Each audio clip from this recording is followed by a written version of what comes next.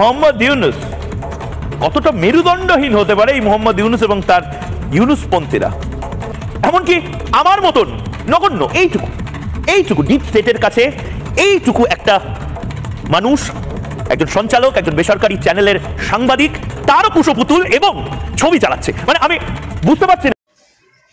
না না না এই মেরুদণ্ডহীন এই মলম বিক্রেতার কথা শুনলে আমি বুঝে উঠতে পারি না যে আমি কোন লাইনে যাব কোন লাইনে যাব না। সর্বপ্রথম আমি কালকে এক ভিডিওতে আমি প্রমাণ করেই দিছি যে ও একটা পাগলা কারোর থেকে পালাইয়া আসছে, যার কারণে ওকে খোঁজা হয়েছিল। তো পরবর্তীতে মাথা একটু মানে ভালো হয়েছিল, যার কারণে ওরে এই টিভিতে চান্স দেওয়া হয়। তো এখন মানে ওর মাথার যে প্রবলেমটা এটা বেশি অতিরিক্ত মাত্রা হয়ে গেছে এই মেরুদণ্ডহীন ময়ূরকে।